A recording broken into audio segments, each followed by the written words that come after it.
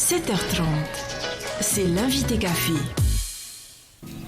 Bonjour Karl Réguron. Yorana. Alors les Verts, plus exactement, l'écologie Les Verts, parti vert européen, avait recueilli en 2004 3,10% des suffrages aux élections européennes.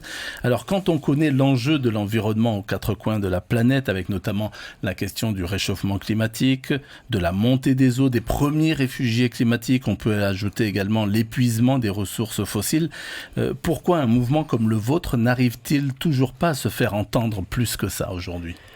Bien, parce qu'il faut continuer à travailler, il faut continuer, comme je dis souvent, bien à mouliner dans la tête et l'esprit des gens que les choses doivent prendre à un moment. Mais je pense que dans l'esprit des gens, ça fonctionne. Ouais. Hein. Maintenant, il faut que le politique en place, ça soit une volonté du pays, une volonté du C'est gouvernement. fini le temps où on vous prenait plus au sérieux, on prenait le parti des Verts comme un parti des pâquerettes.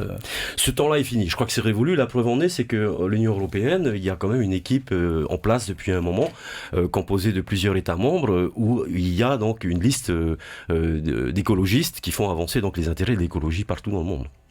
Comment vous expliquez par ailleurs la très faible participation des Polynésiens aux élections européennes ?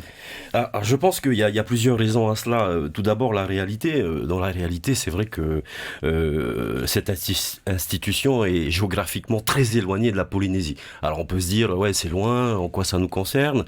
Ensuite, il n'y a pas autant d'échanges qu'il faudrait avec cette institution. Quelques projets importants ont été mis en place.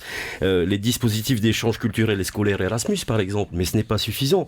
Il y a aussi un autre problème, c'est que nous n'avons pas d'agence ou de bureau à Papeete, une sorte de relais en Polynésie française. Comme cela se fait ailleurs dans la région. À Nouméa, par exemple. À Nouméa, vous avez un bureau où les gens peuvent aller poser des questions, déposer des dossiers. Donc c'est peut-être aussi, ça peut venir de là. Pourtant, j'ai pas... C'est à qui de le faire ? C'est à qui de mettre en place C'est aux forces du pays. C'est à l'équipe en place aujourd'hui. Ça existait autrefois. Vous aviez Maïva Salmon qui était à Paris, qui s'occupait de suivre les dossiers et les demandes. Il n'y a plus. Depuis qu'elle n'y travaille plus, il n'y a plus d'agence.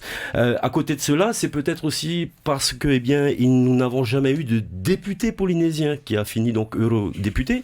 Donc on se dit, c'est difficile d'y arriver. Mais ceci dit, il faut encore travailler. Ensuite, il y a d'autres raisons importantes. Je pense qu'aujourd'hui, l'environnement, c'est quelque chose qui est sans frontières. Donc ça concerne aussi bien la Polynésie, le Pacifique Sud, que les autres pays et les États membres de l'Europe. Alors, Karl Réguron, beaucoup de formations politiques ont avancé des projets par rapport à l'outre-mer. Le Rassemblement national, je prends quelques exemples, veut réformer l'octroi de mer et instaurer une TVA à 0% sur les produits de première nécessité. La France insoumise veut financer un plan de rattrapage social et environnemental dans les outre-mer. Et quand on observe de très près le programme d'Europe Écologie Les Verts, pas un mot, pas une cédille sur l'outre-mer. C'est volontaire ? Non, je pense pas, puisqu'il y a beaucoup de choses qui vont s'appliquer directement, puisque nous sommes pas directement européens, mais nous avons un passeport européen, on bénéficie de ces avantages-là. Il y a des choses qui vont s'appliquer. Si demain il faut revoir les accords de pêche, c'est au sein de l'Union européenne et à Bercy qu'il faut en discuter. C'est pas uniquement le pays qui va se battre contre cela. Il faut aller rediscuter. Je sais qu'il y a une polémique, par exemple, sur cette question en ce moment. Faut-il, oui ou non, réduire les quotas de pêche en Polynésie, hors de la zone de pêche et autres? Ça, il faut le discuter à cet échelon-là, qui est l'échelon donc européen. On ne pourra pas en discuter juste entre nous en Polynésie. C'est un des exemples. Après, vous citiez un bon nombre de partis aujourd'hui qui parlent de l'écologie, notamment pendant cette élection. Mais je veux rappeler quand même que chez Europe Écologie Les Verts, ça fait plus de 30 ans qu'on parle de ça et qu'on a déjà anticipé, qu'on s'est basé sur les recherches qui ont été faites par les scientifiques pour annoncer la perte de biodiversité.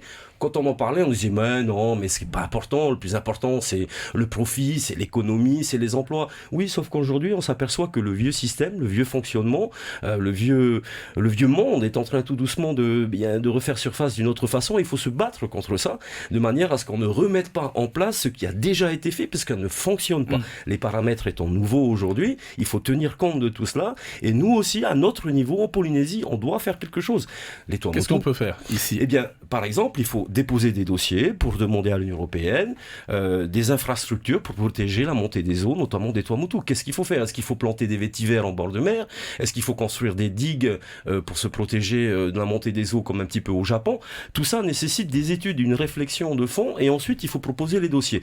Mais il y a un gros problème, c'est que nous ne montons pas les dossiers, ou peut-être ils sont mal ficelés, ou peut-être il y a une volonté politique de ne pas le faire et de devoir toujours être dépendant uniquement de l'État.